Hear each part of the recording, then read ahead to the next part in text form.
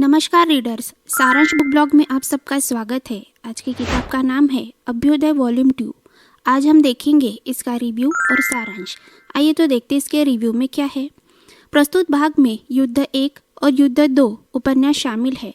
प्रस्तुत किताब का विषय 4 मुख्य भागों में बांटा गया है, जिसमें शामिल है किष्किंधा का आंतरिक कलह, हनुमान जी का लंका पहुंचने तक का प्रयास, लंका की आंतरिक स्थिति और श्री राम रावण युद्ध। जैसा कि हमने अभ्युदय वॉल्यूम 1 के वीडियो में बताया था, उसी के अनुसार इस किताब के दूसरे भाग का रिव्यू और सारांश आपके लिए लेकर आए हैं और साथ में लेखक की जानकारी भी। इसमें श्री राम जी, लक्ष्मण के अलावा हनुमान जी, बाली, सुग्रीव, अंगद, तार, जामवंत और अनिंद्य मुख्य पात्र है। हनुमान जी, जो कि श्री राम जी के ऋष्यमुख पर्वत पर निवास के दौरान उनके काफी घनिष्ठ बन गए थे, कुछ उनके पहले पराक्रम के कारण और कुछ अभी उनके स्वभाव के कारण। इन सब की अपनी एक चिंतन प्रक्रिया है, उससे भी आप रूबरू हो पाएंगे कि यह लोग घटित घटनाओं और परिस्थितियों के बारे में क्या क्या सोचते हैं, क्या समझते हैं। किताब अगर खरीदना चाहते हैं तो लिंक डिस्क्रिप्शन बॉक्स में दिया है। इस बेहतरीन किताब के लेखक है नरेंद्र कोहली, प्रकाशक है डायमंड पॉकेट बुक्स, पृष्ठ संख्या है 592, उपलब्ध है अमेजॉन पर। लेखक नरेंद्र कोहली, इनका जन्म 6 जनवरी 1940 को ब्रिटिश भारत के सियालकोट पंजाब में हुआ। वह पौराणिक कथाओं को मॉडर्न वे से लिखने के लिए जाने जाते हैं। इस विषय के लिए उन्हें ट्रेंड सेटर भी कहा जाता है। उनकी लेखनी का हिंदी साहित्य पर अच्छा प्रभाव रहा है, इसीलिए शायद 1975 के बाद के काल को कोहली युग के नाम से जाना जाता है। उनकी जयंती को यानी कि 6 जनवरी को हिंदी साहित्य जगत में साहित्यिक दिन या लेखक दिन से मनाया जाता है। कोविड-19 के दौरान वेंटिलेटर पर रहते हुए ही 81 साल की उम्र में उनकी मृत्यु हुई। वह दिल्ली में रहते थे। वह एक लेखक होने के साथ साथ टीचर भी थे। उन्होंने पीएचडी की थी। 2012 में उन्हें व्यास सम्मान और 2017 में पद्मश्री सम्मान से नवाजा गया। उपर्युक्त किताबों के साथ साथ उन्होंने महाभारत पर आधारित महासमर यह उपन्यास लिखा है। यह पूरे 9 खंडों में विभाजित है। इसका भी रिव्यू और सारांश हम जल्द ही लेकर आ रहे हैं। क्या आप इन किताबों का रिव्यू जानने के लिए उत्सुक है? अगर हाँ, तो हमें कमेंट बॉक्स में ज़रूर लिखें।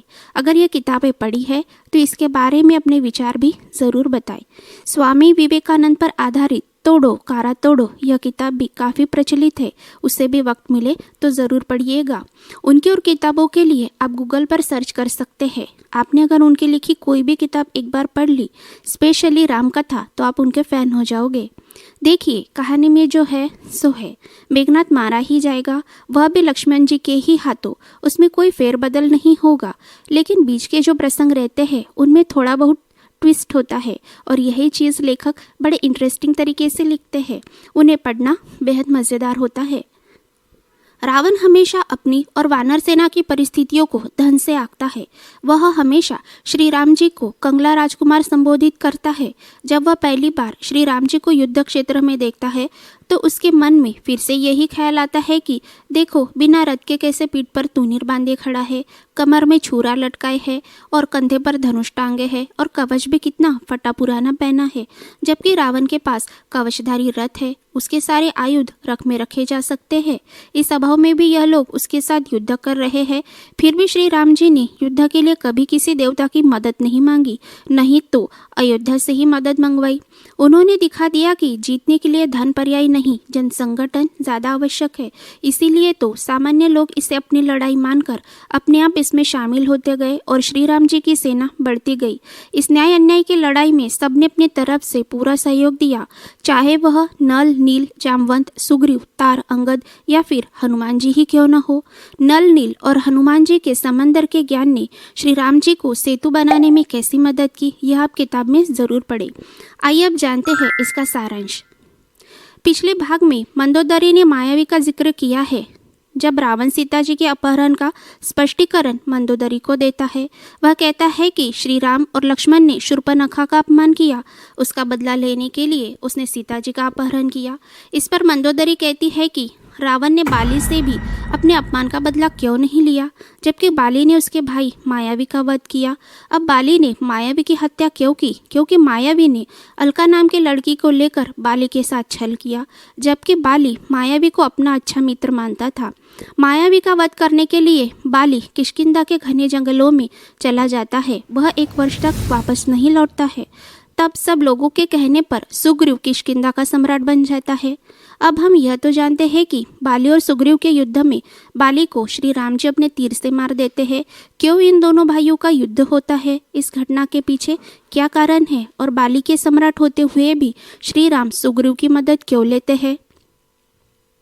जबकि सुग्रीव तो राज्य से निष्कासित युवराज है, वह कैसे श्री राम जी की मदद करेंगे? इसके लिए हमें किष्किंधा में व्याप्त परिस्थितियों को जानना होगा। बाली और सुग्रीव के स्वभाव को जानना होगा। बाली का शारीरिक बल बहुत है, वह बहुत ताकतवर है। उसे शिकार करने का बड़ा शौक है। शिकार पाते ही वह खुशी से उछल पड़ता है। सम्राट पद के गरिमा को छोड़कर अकेले ही शिकार करने निकल पड़ता है। वह शरीर से जितना ताकतवर है, बुद्धि से उतना ही पैदल। अच्छे और बुरे व्यक्ति को परखने की क्षमता उसमें नहीं, इसीलिए तो वह मायावी जैसे राक्षस को अपना मित्र बना लेता है। जबकि मायावी किष्किंधा में ऐसा व्यवसाय करता है जिससे स्त्रियों का अपहरण बढ़ जाता है।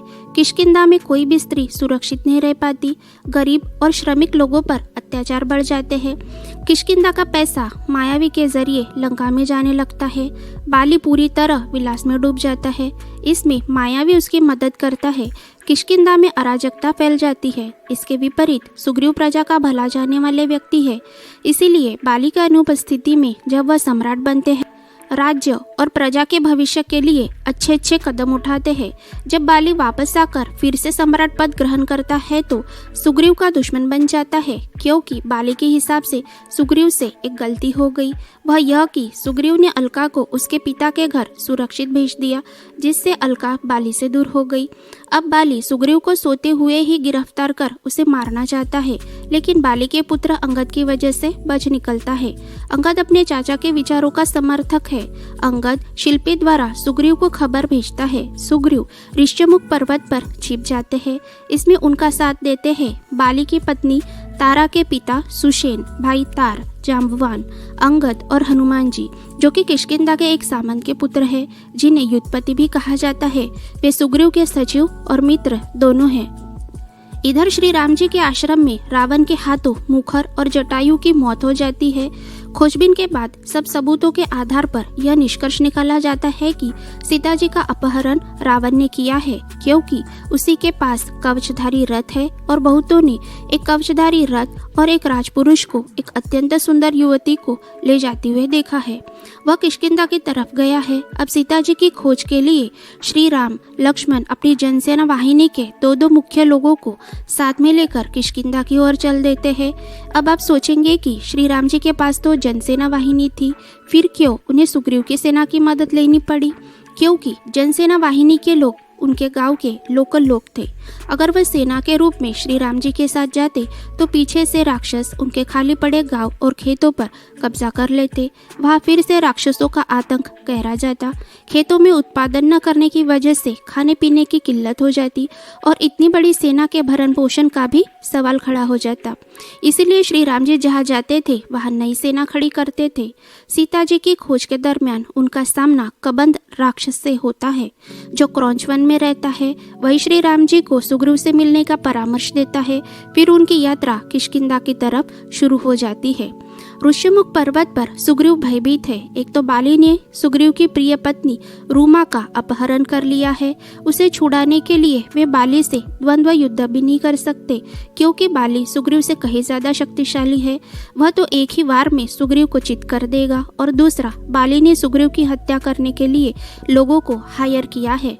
इसीलिए सुग्रीव और उनके सहकर्मी उनकी सुरक्षा को लेकर सजग रहते हैं। इसी चिंता के कारण वह ऋष्यमुख पर्वत पर आने वाले हर एक व्यक्ति को शक की निगाह से देखते हैं।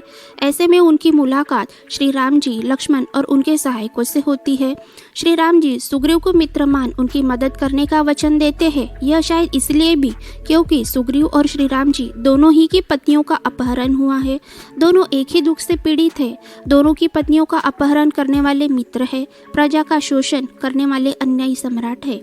सुग्रीव भी श्री राम जी से एक वचन लेता है कि वह कभी भी बाली के सामने नहीं आएंगे, क्योंकि सुग्रीव को लगता है कि बाली ही श्री राम जी से मित्रता कर लेगा और फिर इन दोनों शक्तियों को हराना उनके लिए नामुमकिन हो जाएगा। बाली के मरने के बाद सुग्रीव सम्राट बन जाते हैं। अब आपको लग रहा होगा कि सुग्रीव के सम्राट बनते ही सारी परिस्थितियां सुखद हो जाएगी, लेकिन ऐसा नहीं, क्योंकि अभी भी राज्य में ऐसे युद्धपति है जो बाली के समर्थक है। वह सुग्रीव की सोची हुई योजनाओं में उनका साथ नहीं देना चाहते, क्योंकि इससे उनकी आय में कमी आएगी। उन्हें श्रमिकों को समानता का अधिकार देना होगा, उन्हें अपने उत्पादन में से हिस्सा देना होगा। यह वह कभी भी नहीं चाहते, इसीलिए उनका सुग्रीव की नीतियों को विरोध है। अब सुग्रीव इनकी बात नहीं मानेंगे तो जब कभी किष्किंधा पर कोई आक्रमण होगा तो सुग्रीव अकेले पड़ जाएंगे। सिर्फ राज्य की सेना अकेले युद्ध करके जीत नहीं पाएगी, जीतने के लिए उन्हें युद्धपतियों की सेना की भी आवश्यकता होगी।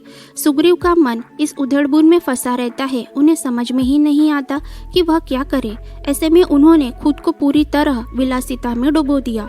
वह हमेशा प्रासाद में ही पड़े रहते, उनकी सारी योजनाएं धरी की धरी रह जाती। इससे उनके सहायकों की शक्ति बिना कारण ही नष्ट हुए जा रही थी।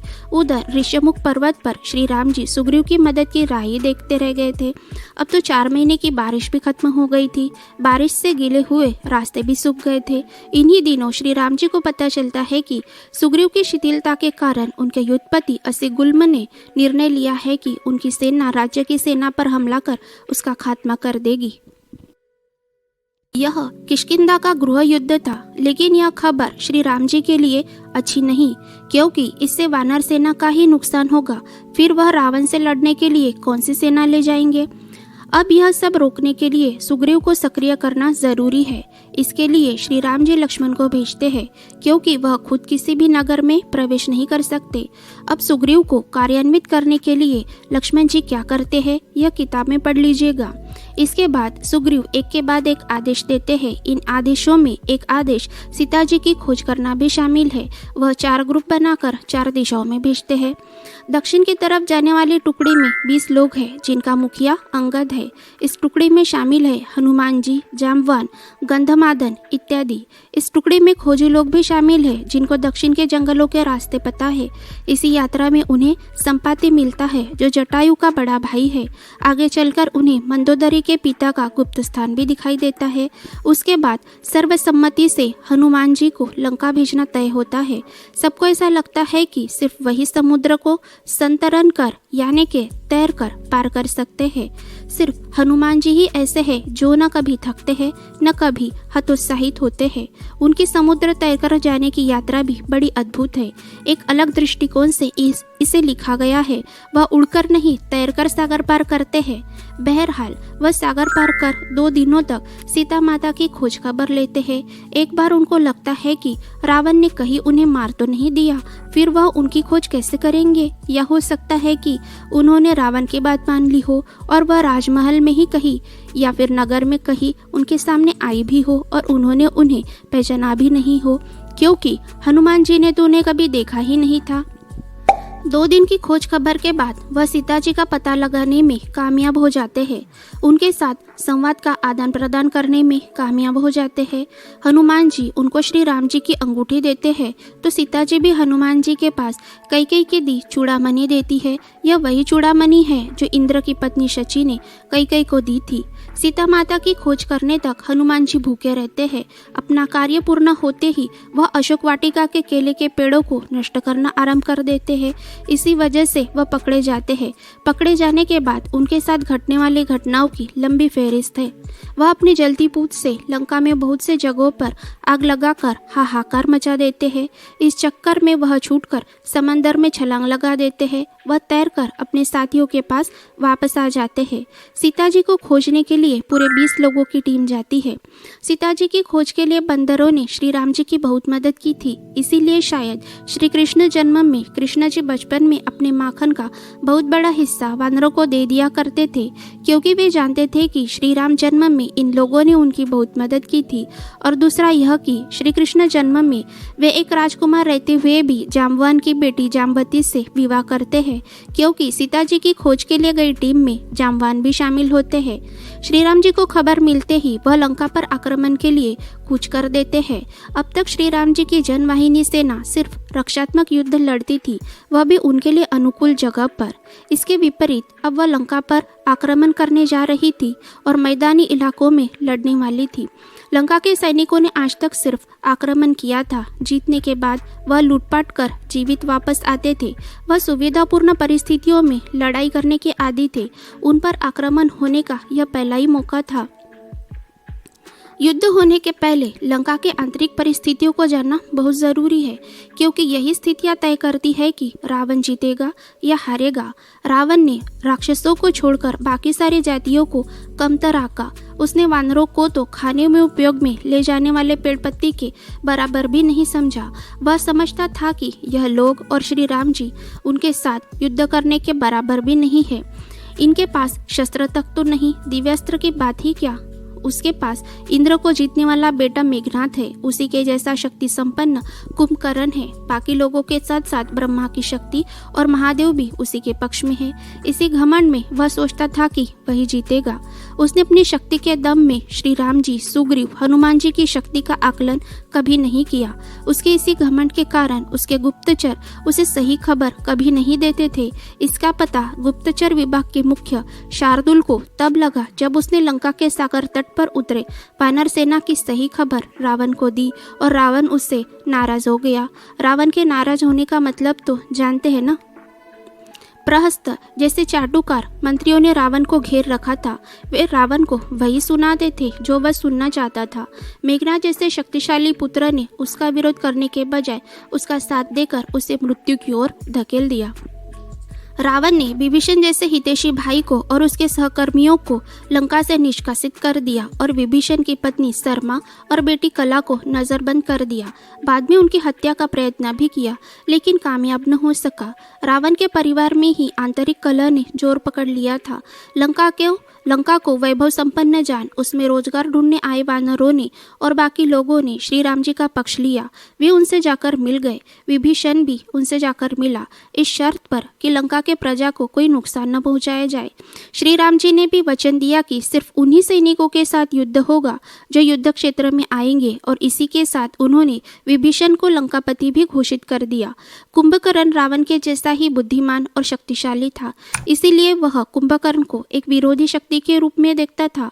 उसने इस युद्ध को एक अच्छा मौका मान उससे छुटकारा पाना चाहा और साथ में उन पुत्रों से भी जो अपनी माता का पक्ष लेकर रावण के खिलाफ खड़े होते थे। सिर्फ मेघनाथ को उसने बचाकर रखना चाहा। मेघनाथ ने ब्रह्मास्त्र का प्रयोग उन वानर सैनिकों पर किया जो सिर्फ पत्थर और लकड़ी से युद्ध कर रहे थे।